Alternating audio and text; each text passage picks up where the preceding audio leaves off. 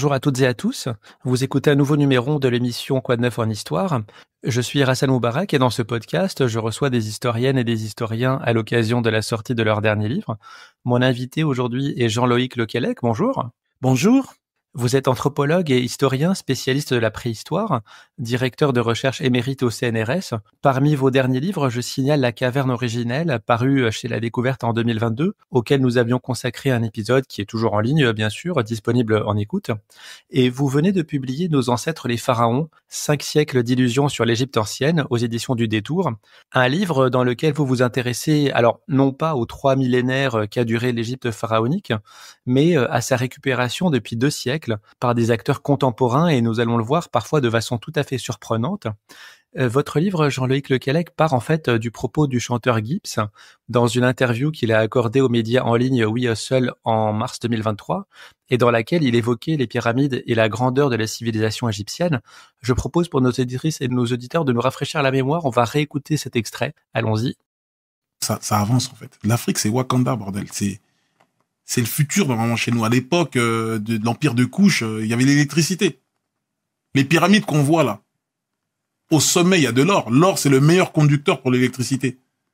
C'était des foutues antennes. Les gens avaient l'électricité. Les gens, ils n'arrivent pas à comprendre ça. Les Égyptiens, la science qu'ils avaient, ça dépasse l'entendement. Et les historiens le savent. L'Afrique a peuplé l'Europe avant les Européens. On les appelait les Afropéens. Ils ont été décimés par les vrais Européens, entre guillemets, qui venaient d'Asie, qu'on les appelait les Yamnayades. Tu vois, 50 000 ans avant les Européens, la notion de la chevalerie, on l'avait déjà. Tu retrouves aujourd'hui des tableaux qui sont classés, cachés dans des catacombes où c'est des Renois qui sont en mode chevalier, Sir Lancelot, tout ça. Bien sûr, ça existait déjà. Bien sûr. C'est juste qu'il faut connaître notre histoire. On veut nous faire croire que notre histoire, elle a commencé sur un négrier, on apprend à ramer en sueur. Non. Voici donc les propos qu'avait tenus Gims il y a 2 ans. Cette vidéo, aujourd'hui, en est à plus de 900 000 vues. Et ces propos, à l'époque, avaient entraîné un florilège de railleries ainsi que des détournements sympathiques. On se souvient de la publicité d'EDF qui se proclamait fournisseur officiel d'électricité des pharaons depuis 2000 ans avant Jésus-Christ. Ces réactions, à l'époque, sur les réseaux sociaux, s'étaient éteintes assez vite. Mais vous, cette séquence vous a manifestement interpellé, n'est-ce pas ?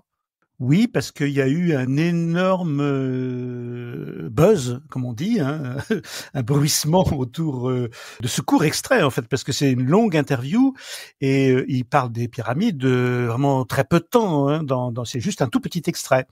Et en plus, un extrait à la fin de la vidéo, parce que pour la préparation de cet épisode, j'ai écouté l'heure et demie d'enregistrement. C'est vraiment effectivement dans le dernier quart d'heure, hein, donc il faut s'accrocher pour arriver jusqu'au bout. Voilà, il faut patienter si c'est ça qu'on veut avoir, il faut patienter. Et en fait, c'est sur une chaîne qui n'est pas du tout consacrée ni à l'égyptologie, encore moins aux pyramides. C'est une chaîne pour les gens intéressés par ce type de musique, qui reçoit des musiciens, des rappeurs, etc. Et ce très court moment où il parle des pyramides a généré vraiment quantité de réactions très très vite, des réactions évidemment comme souvent sur les réseaux maintenant extrêmement énervées, radicales et parfois très très très méchantes. Le pauvre, il s'en est pris vraiment plein la figure parce que tout le monde la plupart des gens ont réagi en disant mais quelle bêtise, mais quel idiot, mais vraiment, mais quel analphabète, etc. Parce que son propos sur l'électricité et les pyramides a été très très très mal pris. Et il y a eu tellement de réactions que je me suis dit c'est quand même étonnant parce que je comprends que ça surprenne les gens cette histoire, mais en même temps on peut se dire Gims c'est pas un égyptologue non plus, hein, c'est pas un historien, ce qu'il raconte là c'est pas le résultat de ses propres études ou de longues recherches sur la question. Ce qu'il raconte là en fait c'est juste quelque chose que lui-même a entendu ailleurs, tout simplement. Et c'est étonnant que du fait que lui s'en fasse l'écho, alors on verra peut-être plus tard d'où ça vient, hein, mais du fait que lui s'en fasse l'écho, c'est ça qui a provoqué une énorme réaction. Et alors vraiment, il y a eu très peu de gens qui l'ont soutenu. Parmi les gens qui l'ont soutenu, c'est amusant, il y a eu Yamarad, qui était l'ancienne secrétaire d'État de Sarkozy, et très peu de gens finalement l'ont soutenu. Tout le monde s'est moqué de lui. Et je me suis dit, c'est quand même curieux que ça génère autant de réactions, alors que dans le passé, si on se souvient, je viens de dire que Ramayad l'a soutenu, alors que c'était l'ancienne secrétaire d'État de Sarkozy. On se souvient du discours de Sarkozy à Dakar, le 26 juillet 2007, où il expliquait que l'homme africain n'est pas assez rentré dans l'histoire et que jamais il ne s'élance vers l'avenir. Moi, ça m'a frappé. Parce que ce que dit Gims à la fin de son intervention, c'est exactement le contraire, puisqu'il dit à un moment donné, Wakanda, chez nous c'est Wakanda, l'Afrique c'est le futur. Il dit chez nous c'est le futur, chez nous dans sa bouche c'est l'Afrique. Et donc c'est l'inverse. On a d'une part Gims qui nous dit mais l'Afrique c'est le futur. Alors il s'appuie sur cette histoire d'électricité dans les pyramides sur laquelle on va revenir, et quelque chose d'aussi idiot en fait de la part de Sarkozy en disant que au contraire l'Afrique et les Africains sont complètement engoncés dans le passé, pas tournés vers l'avenir, même pas entrés dans l'histoire. C'est tout à fait idiot et ça n'a pas généré de réaction de ce genre. Donc je me suis dit comment ça se fait, il y a 2 poids 2 mesures. C'est très étonnant en fait. Et du coup j'ai voulu en savoir plus. Et je me suis dit, et c'était le départ de mon enquête, et qui a abouti finalement à ce livre, de me dire, mais en fait, Gims, il a pris ça quelque part. Où est-ce qu'il l'a pris? D'où ça vient? Est-ce qu'il y aurait pas derrière ce propos un peu à l'emporte-pièce sur l'électricité et les pyramides, quelque chose de plus profond? Finalement, et peut-être une histoire derrière ces propos, une histoire dans les 2 sens du terme, c'est-à-dire quelque chose d'historique, quelque chose qu'on peut reconstruire, une histoire qu'on peut retrouver, et puis une histoire, c'est-à-dire une sorte de récit, alors cette fois-ci au sens de récit mythique. Voilà, ça a été ça le début de mon enquête. Cette histoire, on va le voir, elle va remonter au 19e siècle et donc elle n'est pas limitée à Gims. D'ailleurs, on peut remarquer qu'il y a une vraie égyptomanie dans le rap, que ce soit en France. Je pense aux membres du groupe de rap marseillais IAM, Akhenaton, Kéops, Imhotep, etc. et aux États-Unis également. Juste une question en aparté, est-ce qu'il y a une raison, selon vous, qui fait que ce genre musical y fait référence ?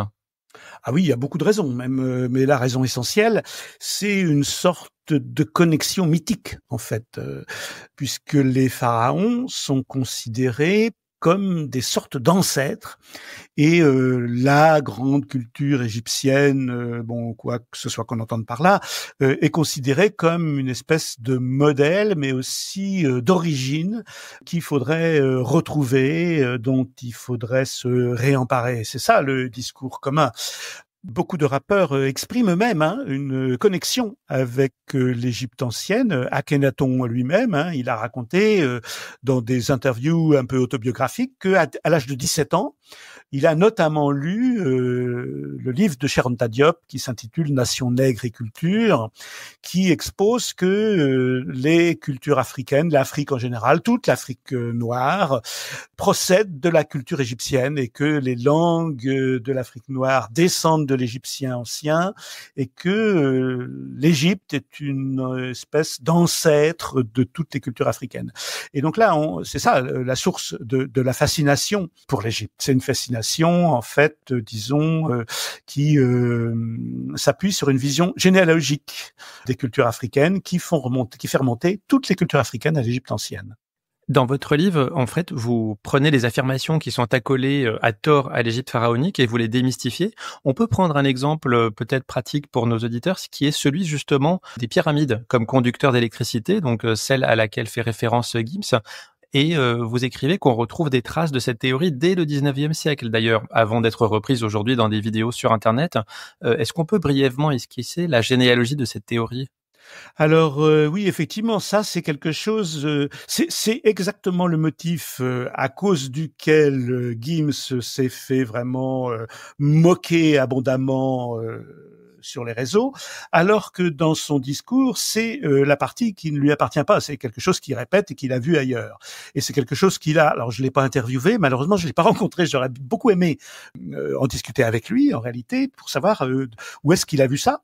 C'est quelque chose qui circule beaucoup sur Internet et notamment sur plein de vidéos YouTube où on a des gens qui vous expliquent que les pyramides, c'est des anciens systèmes qui permettent de produire l'électricité et que les Égyptiens anciens étaient extrêmement avancés techniquement connaissaient l'électricité et beaucoup d'autres choses. Bon, mais ces youtubeurs-là qui racontent ce genre d'histoire, eux-mêmes l'ont pris ailleurs. Et en faisant une petite enquête, il n'y a pas besoin d'aller très loin pour s'apercevoir que déjà en 1877, donc c'est bien avant Internet, hein, en 1877, Elena Blavatsky, qui est la cofondatrice de la Société théosophique, a écrit un livre qui s'appelle Isis dévoilée. Alors déjà le titre, c'est un livre ésotérique hein, qui défend des thèses ésotériques. Hein. Isis dévoilée donc fait référence directement à l'Égypte ancienne et dans ce livre, elle défend l'existence de l'électricité en Égypte ancienne déjà. Et puis on a un auteur. Il y avait quelque chose dans l'air, si je peux dire, de l'électricité dans l'air autour de l'Égypte au XIXe siècle, puisque Edgar Poe en 1845, a publié une petite nouvelle qui a été traduite par Baudelaire, qui s'intitule « Petite discussion avec une momie ». Et c'est le thème de la nouvelle, c'est que c'est des savants, donc des savants contemporains de son époque, et c'était une époque où on s'intéressait beaucoup à l'électricité et on faisait beaucoup d'expériences avec l'électricité. Et un groupe de savants essaye de tester une momie avec l'électricité, lui branche des électrodes, etc. Et à force d'expériences, réussissent à ressusciter la momie. Alors la momie est ressuscitée, elle s'appelle Alamistekeo et elle se réveille et elle regarde tout ce qui se passe autour d'elle, elle voit les savants, elle voit les dispositifs électriques grâce auxquels les savants l'ont ressuscité et elle se moque des savants en disant mais tous vos systèmes là c'est vraiment extrêmement primitif, vraiment c'est vraiment primaire. Moi à mon époque on utilisait l'électricité de manière beaucoup plus sophistiquée, beaucoup plus fine, on était beaucoup plus développé que votre technologie primitive là. Voilà. Et ça, c'est vraiment une nouvelle qui a été publiée en 1845.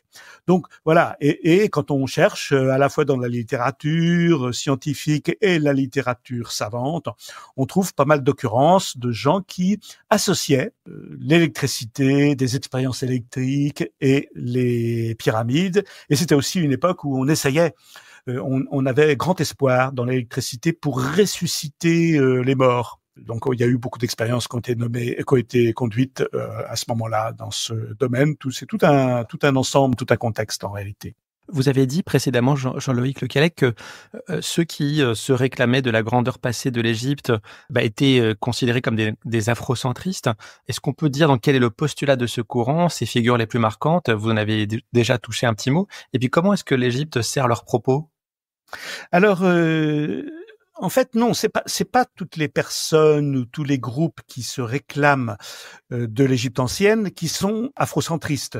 C'est un des ensembles de personnes qui se réclament de l'Égypte ancienne qui sont afrocentristes ou panafricanistes. On verra que il y en a d'autres. Il y a, disons, à l'autre extrémité de l'échiquier politique, des gens qui sont radicalement opposés en fait aux afrocentristes, qui eux aussi se réclament de l'Égypte ancienne. Donc en fait tout ça procède d'une fascination pour l'Égypte, ça on est d'accord. Il y a une fascination pour l'Égypte antique qui elle-même est antique. La fascination pour l'Égypte antique, elle remonte dès l'Antiquité, les Grecs déjà, Hérodote, on peut facilement trouver des textes où on sent bien qu'il y a une admiration énorme pour l'Égypte antique, sa science, etc. Mais le véritable africanisme, il démarre au XIXe siècle avec l'expédition de Napoléon en Égypte et puis la publication de la description de l'Égypte, les 23 volumes extraordinaires qui sont une espèce de grand rapport scientifique sur cette expédition.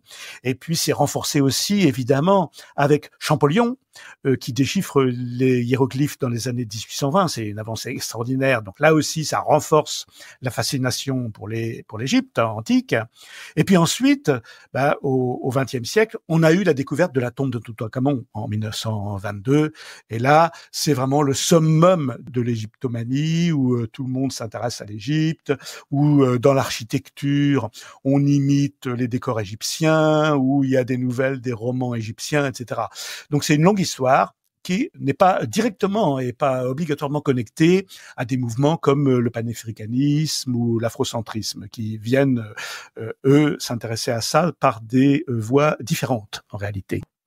Cette idée, cette conception que l'Égypte aurait été une sorte de civilisation avancée, idéale, qui aurait influencé les autres civilisations européennes avec, comme vous l'avez dit, à chaque fois finalement une dégradation du capital culturel à chaque transmission, d'abord aux Grecs, puis ensuite aux Romains. Et puis certains vont même plus loin et considèrent que les Égyptiens ont essaimé sur tout le globe. Ils postulent que les Égyptiens auraient découvert les Amériques et même la lointaine Australie bien avant les Européens. Oui. Sur quoi ils se basent pour dire ça? Alors, c'est une idée ancienne déjà de dire que l'Égypte, c'est une espèce de modèle civilisationnel qui aurait influencé la plupart des civilisations qui ont suivi. Déjà, au XVIIIe, on avait un architecte qui s'appelle Quatremer de Quincy, qui avait écrit un grand traité d'architecture où il expliquait que la plus belle et la plus grande et la plus extraordinaire architecture, c'est celle de l'Égypte ancienne, et qu'ensuite, tout le reste n'est qu'imitation et pas l'imitation et dégradation progressive. Les Grecs ont emprunté leur modèle à l'Égypte, puis les Romains, et puis tout ça ensuite n'a fait que se dégrader. Donc c'est une idée ancienne qui a beaucoup circulé, et cette idée, elle a été propagée, reprise par des tas d'auteurs. Il y a vraiment, on pourrait remplir une bibliothèque avec les ouvrages qui racontent ce genre de choses, et notamment au XIXe siècle, il y a eu tous les abolitionnistes noirs nord-américains qui se sont appuyés sur cette idée, qui l'ont propagée. Alors, eux, évidemment, ils étaient dans une situation dramatique. C'était à une époque où les Noirs n'avaient pratiquement pas le droit d'aller à l'école, très peu pouvaient apprendre à lire, etc.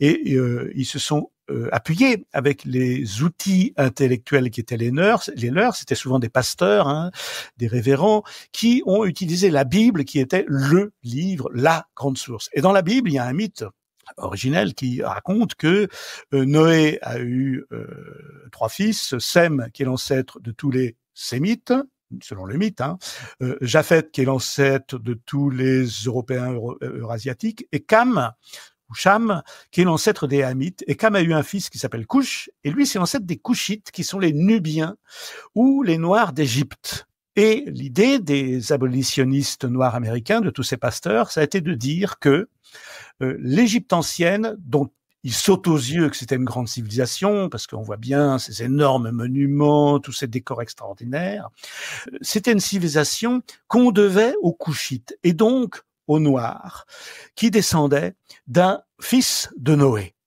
Et leur idée, c'était de dire que cette magnifique création, cette magnifique civilisation avait donné naissance aux Grecs qui avaient tout pris, les intellectuels grecs comme Platon, etc., avaient résidé ou emprunté ou obtenu ou volé, même parfois disent-ils, des livres de la grande bibliothèque d'Alexandrie.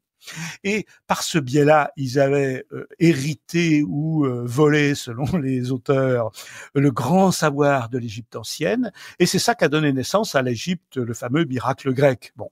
Et ensuite, Rome a tout pris à culture grecque, qui elle-même était une pâle imitation de la culture égyptienne.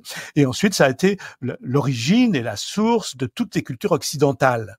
Et leur idée, c'est de dire, en réalité, les Occidentaux qui ont colonisé l'Afrique, qui nous ont réduits en esclavage, qui ont fait notre malheur, en réalité, eux se prévalent d'une supériorité, d'une puissance plus grande que la nôtre. Mais cette puissance, en réalité, elle vient de nos ancêtres.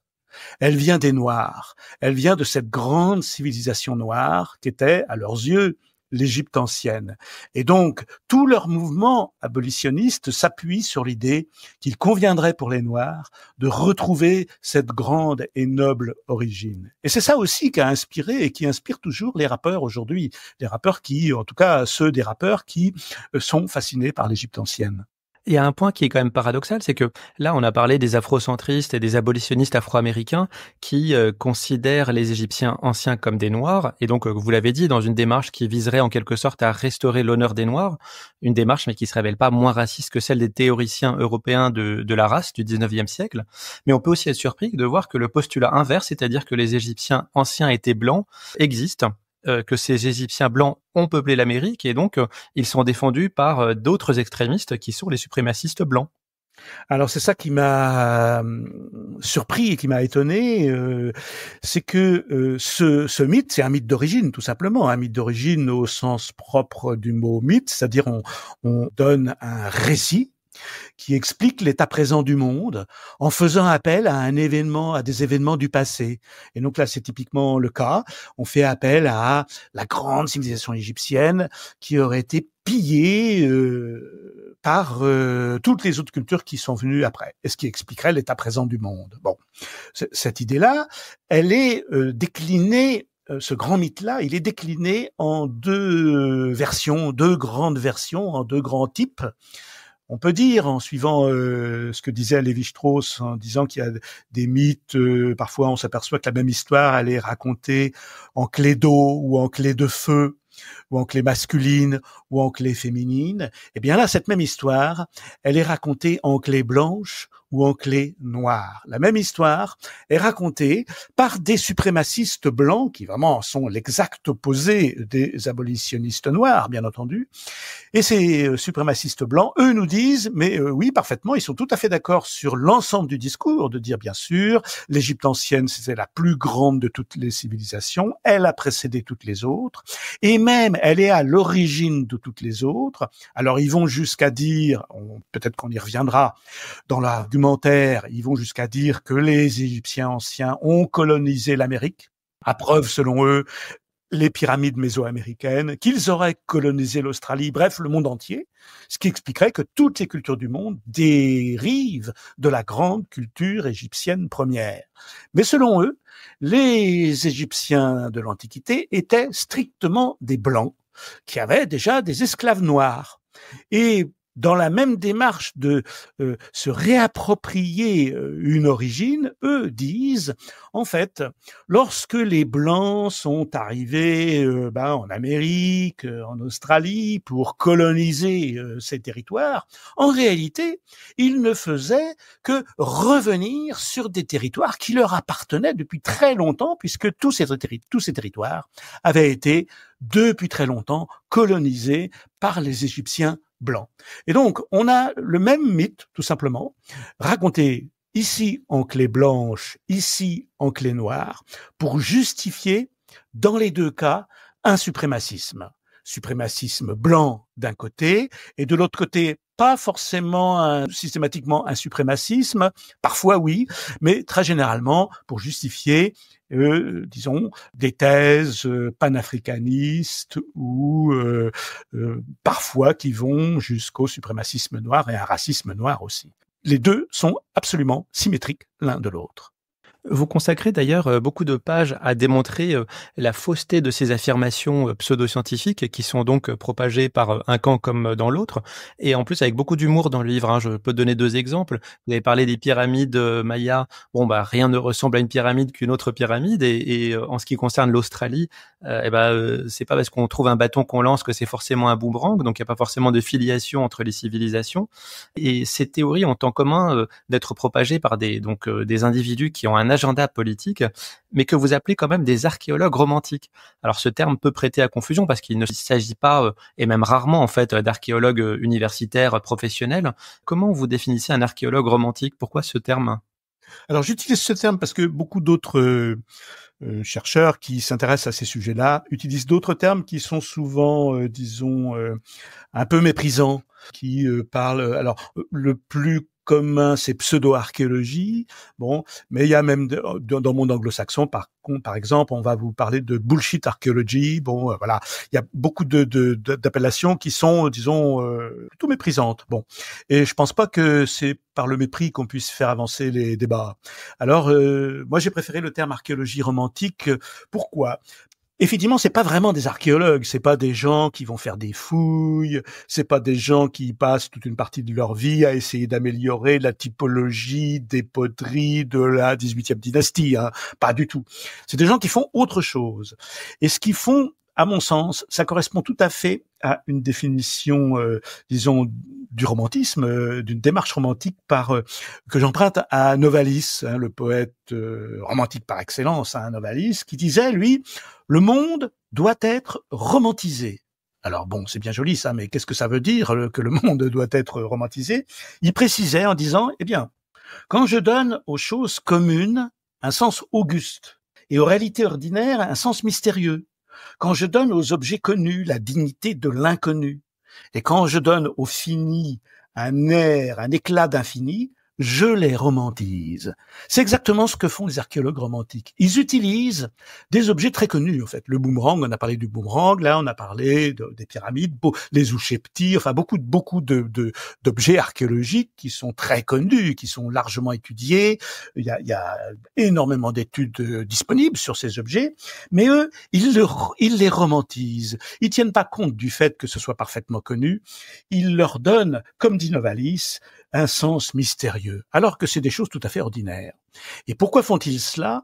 Pour tenir un discours, en réalité pour conforter un discours, pour illustrer un discours préconstruit. C'est-à-dire, c'est exactement un mythe. Ils ont un récit explicatif, un récit d'origine, un récit qui donne du sens au monde, et ils racontent ce récit, et pour, disons, le rendre plus séduisant, ils empruntent à l'archéologie, mais c'est juste des emprunts. Ils empruntent à l'archéologie des éléments qui sont très souvent des éléments réellement connus des archéologues, plus ou moins bricolés, mais grosso modo, oui. Par exemple, c'est vrai qu'on a trouvé des boomerangs dans la tombe de Toutankhamon, c'est tout à fait vrai. Aucun archéologue ne sera scandalisé si je le dis, c'est très connu. Bon, mais ils utilisent ces objets-là pour construire une vision du monde qui, elle, s'éloigne très lointainement de la vision des archéologues. En fait, ils ont une démarche, c'est une démarche qu'on appelle eiségétique, c'est-à-dire que ils interprètent tous les faits en fonction de prénotions. Ils ont un discours qui est préconstruit et ils l'illustrent avec des faits de bric et de broc, je dirais. Et ça fait que c'est un discours qui est très difficile à contrer, parce que si je prends un des arguments qu'ils utilisent, bon, mettons les boomerangs. Et dans le livre, je montre que toute l'argumentation sur les boomerangs, toute l'argumentation des archéologues romantiques s'effondre dès qu'on regarde le dossier. Le dossier est beaucoup plus complexe que ce qu'ils en disent, et c'est très facile de réduire à néant toute leur argumentation. En fait, une fois qu'on a réduit à néant des arguments des archéologues romantiques, on peut se dire, bon, ils vont changer d'avis. Mais non. Pas du tout, parce que ils sont pas en train de construire des théories scientifiques. Ils tiennent un discours mythique qu'ils illustrent avec des propos ou des objets empruntés à l'archéologie. Donc, si un de ces exemples s'effondre, c'est pas grave, parce qu'ils vont en prendre un autre en gardant le même discours. Finalement, votre travail, ça consiste à démonter scientifiquement les affirmations de ces personnes. C'est un peu comme les fake news finalement qui circulent sur Internet, et on sait que les fake news, elles circulent plus vite que la vérité. Donc, est-ce que finalement votre travail, qui est fondamental, est-ce que vous pensez qu'il peut avoir un retentissement? Oui, on peut se dire, bon, c'est perdu d'avance, comme c'est un peu ce que je viens de dire, hein. On peut interpréter ce que je viens de dire comme disant, mais alors à quoi bon? Si bien qu'on fasse un énorme effort pour démontrer les erreurs, voilà, les mauvaises informations, pour rechercher la bibliographie, corriger tout ça, ça n'empêche pas que les mêmes personnes continueront à tenir le même discours. Et de fait, on s'aperçoit que ce discours ne change pas depuis des décennies et des décennies. Bon, c'est déprimant. Et puis vous savez, on a cette fameuse loi de Brandolini qui vous dit que c'est très facile, en quelques phrases, dénoncer une énorme bêtise, par exemple de dire les pyramides, c'est tellement impossible à construire avec les techniques qu'on connaît que forcément que ça a été construit avec des techniques qu'on ne connaît pas. Et donc parmi ces techniques qu'on ne connaît pas, certaines ont été introduites par des aliens. Bon, il me faut quelques secondes pour dire ça. Pour démontrer que c'est faux, il va me falloir très longtemps. Et il va me falloir argumenter, il va falloir que je mobilise une documentation.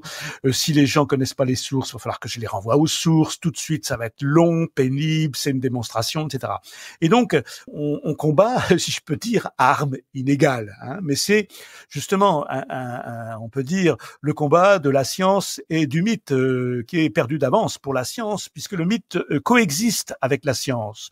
Le truc qu'il faut comprendre peut-être, c'est que le mythe, son rôle, c'est de donner du sens, et que la science, elle, c'est de donner une explication du monde. Bon. Et alors, ce qu'on fait quand on essaye de démontrer les erreurs, de donner les bonnes sources, bon, c'est, à mon avis, peine perdue pour les gens qui sont absolument convaincus d'avoir raison, qui sont vraiment totalement immergés dans le mythe et qui ne laissent aucune place au doute. là, ça va être très difficile. Mais il y a beaucoup de gens, en fait, qui tombent sur ces thèses-là par hasard, qui n'y connaissent rien et qui tombent là-dessus par au hasard des cheminements sur l'internet, YouTube, etc., ou par les réseaux. D'un seul coup, on voit apparaître un post qui raconte quelque chose qui a l'air très surprenant. Et la réaction normale, c'est de dire ah bon, c'est étonnant. Alors ça, je savais pas. C'est curieux. Et peut-être ça suscite l'envie d'en savoir plus. Bon, et c'est là que tout commence en fait. Soit on est pris dans une espèce de boucle d'information qui va renforcer le mythe, soit on tombe sur quelque chose qui est de l'ordre de la démonstration des faussetés de certains arguments. Et à ce moment-là, les gens qui dès le départ se demandaient simplement, étaient dans une démarche simplement de se dire ah c'est incroyable, c'est fantastique, c'est merveilleux, mais j'aimerais quand même en savoir plus. En même temps, j'ai quand même un petit doute, ça paraît quand même très bizarre, ça quand même. Bon, les gens qui sont dans un questionnement de ce type, là, on peut les convaincre, on peut leur donner en tout cas les outils nécessaires pour qu'ils aillent plus loin eux-mêmes. C'est ça le truc pour moi. C'est pas en se moquant des gens. Je pense que pour en revenir au départ avec Gims, les gens qui se sont moqués de lui, qui l'ont vraiment attaqué, parfois avec un énorme mépris, ça ne peut que renforcer en fait les convictions de la personne en face si elle se sent méprisée, rejetée, conspuée, moquée, etc. Mais non, il faut simplement, pour moi, c'est pas ça qu'il faut faire. Il faut simplement dire, il y a des outils, peut-être tu les connais pas. Écoute, je vais t'expliquer où trouver tout ça, même si on n'est pas spécialiste, on peut se faire une idée à peu près correcte, à condition d'aller aux bonnes sources. Comment on fait pour retrouver les bonnes sources? Je t'explique, etc. Il y a moyen de discuter gentiment et d'arriver à ce que les gens eux-mêmes ensuite fassent le chemin. À propos de sources, justement, qu'est-ce que vous avez consulté comme source, comme archive, comme site, comme vidéo pour tomber justement sur ces différentes théories? Est-ce que c'est des choses qui sont vraiment underground ou est-ce que c'est des choses auxquelles on peut accéder facilement? Et donc la deuxième question, vous avez parlé aussi des biais de confirmation. Est-ce que vous avez fait toutes ces recherches pour la plupart en août 2023, ainsi que le révèle votre bibliographie? Est-ce que depuis, les algorithmes des moteurs de recherche vous balancent sans cesse ce genre d'informations? Oui, ça continue, justement pour les raisons que je viens de dire, c'est que le mythe est toujours vivant, il a d'autres fonctions que scientifiques et d'autres fonctions que de faire avancer la connaissance, donc il n'y a aucune raison qu'il s'arrête. Tant que sa fonction, tant qu'il a son utilité comme histoire donnant du sens au monde, il va continuer à se propager. Bon, ça c'est comme ça. Et actuellement, par exemple, sur les réseaux circulent des vidéos avec l'intelligence artificielle. C'est encore plus facile de fabriquer des images, notamment, et même maintenant des films qui illustrent ce genre de propos. Il y en a beaucoup qui circulent très récemment là avec les progrès très récents de l'IA. Il y en a énormément. Voilà. Donc effectivement, j'ai beaucoup consulté tous ces sites en août pour avoir l'information la plus récente avant la publication du livre, pour avoir l'état actuel, l'état présent du mythe. Et donc effectivement, c'est très facile parce que tout ça fonctionne en réseau. Et donc, dès qu'on a une vidéo qui soutient un youtubeur qui soutient ce genre de thèse, dès qu'on la regarde, les algorithmes de YouTube et d'autres plateformes vous repèrent, si je peux dire, et vous en proposent tout de suite d'autres. Voilà, et c'est pareil sur tous les réseaux. Tout ça fonctionne avec des algorithmes qui repèrent vos intérêts, qui enregistrent ce que vous visitez et qui vous propose des contenus similaires. Donc c'est très rapide de se trouver sous une masse d'informations de ce genre. Un dernier mot peut-être, Jean-Luc Lequelec, sur la couverture du livre. C'est un dessin que vous avez réalisé, c'est une réinterprétation d'une planche d'un livre de nom qui avait accompagné l'expédition de Bonaparte en Égypte, donc un grand précurseur de l'égyptologie, de la section égyptienne du Louvre. Pourquoi justement vous n'avez pas choisi une fausse illustration générée par l'intelligence artificielle qui aurait bien cadré avec le propos du livre? Pourquoi est-ce que vous êtes resté classique finalement? Alors, je suis resté classique, parce que c'est une question d'origine aussi, tout ça, puisque c'est de la mythologie, et aussi parce que les images, notamment créées par intelligence artificielle qui circulent sur le net, sont des images qui pour moi, restreignent l'imagination. Elles sont tellement précises et tellement maintenant quasiment hyper réalistes, même si elles représentent quelque chose qui n'a jamais existé. Par exemple, il y en a en ce moment qui montrent des géants en train de manipuler les blocs des pyramides au milieu de tout petits Égyptiens qui leur disent comment faire et où il faut poser les blocs. Bon, mais c'est tellement réaliste, tellement hyper réaliste que ça laisse aucune part à l'imagination, et puis que c'est sans cesse, il y en a sans cesse des nouveaux, et puis c'est juste une image, alors que moi je voulais tenir un propos beaucoup plus général. Nous devions enregistrer cet entretien l'été dernier, et à cette époque, je crois que c'était Télérama qui avait proposé votre livre comme une lecture parfaite pour la plage. En tout cas, j'imagine que c'est aussi valable pour la montagne l'hiver, non ? Ah, très très bien, oui. Au contraire, c'est une manière de se réchauffer un peu dans le froid. Oui, oui, bien sûr. Oui, c'est un livre qui est fait pour être lu par les gens que le sujet intéresse, sans avoir besoin d'être nullement spécialiste. Voilà. Merci beaucoup Jean-Luc Lequelec d'avoir répondu à notre invitation. Je rappelle le titre du livre, Nos ancêtres les pharaons, 5 siècles d'illusions sur l'Égypte ancienne. C'est paru aux éditions du Détour il y a quelques mois et donc évidemment disponible en librairie. Et quant à moi, je vous remercie de nous avoir écoutés et je vous donne rendez-vous bientôt pour un prochain numéro. Merci beaucoup.